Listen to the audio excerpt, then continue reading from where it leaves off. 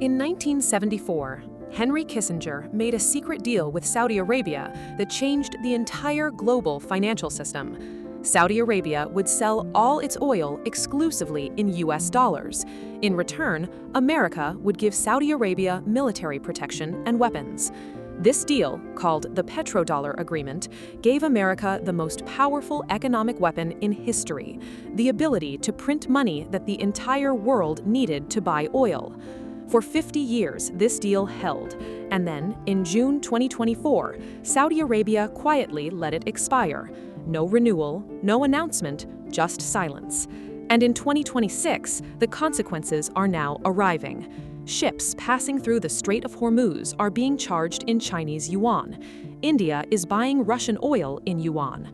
BRICS nations are building an entirely new payment system outside the dollar, and the dollar's share of global reserves has hit a 25-year low.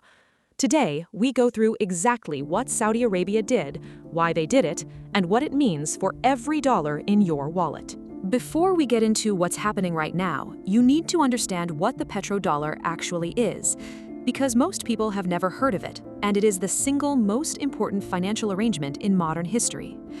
In 1971, President Nixon shocked the world by ending the gold standard. The dollar was no longer backed by gold, it was backed by nothing. The dollar collapsed. Inflation surged. America's economic credibility was in crisis. Then came the secret fix. In 1974, Secretary of State Henry Kissinger negotiated with Saudi Arabia. The deal was simple. Saudi Arabia would sell all oil exclusively in US dollars and recycle those dollar profits back into US Treasury bonds.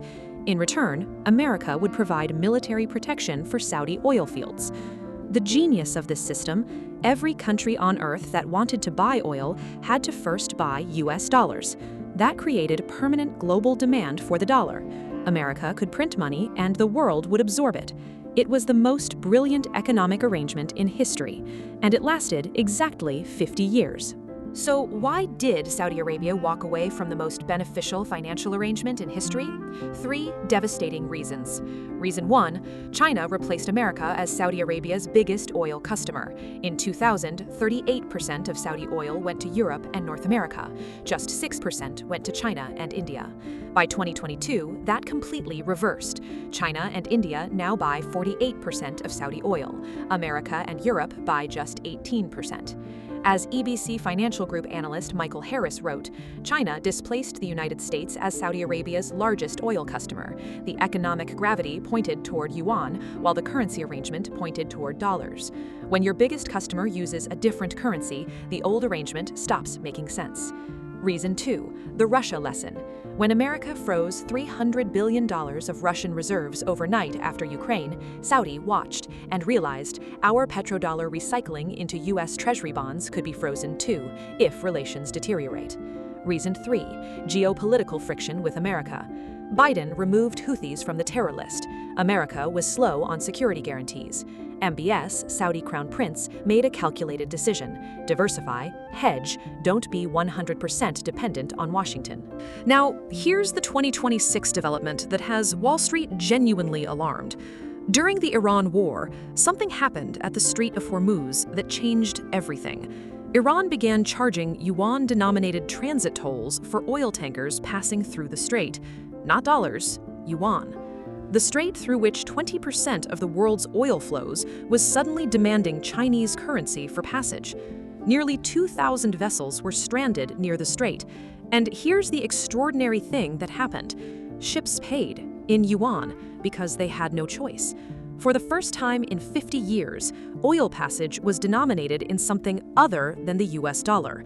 In practical terms, in real life, not as a threat, not as a proposal, actually happening. This is what economists call a precedent-setting event. Once something happens once, it becomes possible forever. The Strait of Hormuz yuan toll was the most significant blow to petrodollar dominance since the system began. And gold responded immediately, surging above $3,300 per ounce as markets priced in sustained dollar disruption.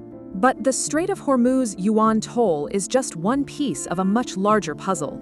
While most Americans were focused on stock markets and inflation, a group of nations was quietly building an entirely new financial system designed to operate outside the dollar. It's called mBridge, a cross-border central bank digital currency platform. Originally developed with the Bank for International Settlements, Saudi Arabia's central bank joined as a full participant in June of 2024. The platform processes payments in digital yuan. It connects China, Hong Kong, Thailand, the UAE, and now Saudi Arabia. By 2026, mBridge had already processed the equivalent of $55 billion in payments, with 95% of transactions denominated in digital yuan. The BIS, the central bank of central banks, actually withdrew from the project in late 2024, citing concerns that Russia and Iran, both BRICS members, could access the platform and evade sanctions. But here's the thing, mBridge kept operating without them, independently, processing billions, growing. And the 2026 BRICS Summit has an expanded BRICS Bridge interoperability framework on the agenda. A new financial internet outside American control is being built, and Saudi Arabia is helping build it. Now here's where I need to give you the honest counterbalance, because this is genuinely complicated. The dollar is not dying, not even close. The BIS 2025 Triennial Survey, the most comprehensive measure of global currency usage, found the US dollar was on one side of 89.2% of all foreign exchange transactions. That's actually up from 88.4% in 2022. Global FX trading hit $9.6 trillion per day, and the dollar share increased. The yuan, just 7% of global FX transactions, despite everything China has done. So what's really happening? The dollar is not being replaced. It's being supplemented. Countries are building alternatives, not because the dollar is failing, but because they want options. They want to be able to bypass the dollar when geopolitically necessary, like Russia needed to, like Iran needs to, like any country facing American sanctions might need to. The dollar's absolute dominance is being eroded, not replaced. Think of it like this. The dollar used to be the only road. Now there are side roads being built. The main road still carries 90% of traffic, but the side roads exist now, and they're being paved wider every year. So what do you actually do with this information? 5 specific actions to protect your wealth from a gradually weakening dollar. Action 1. Own gold. Central banks are buying it. Smart money is buying it.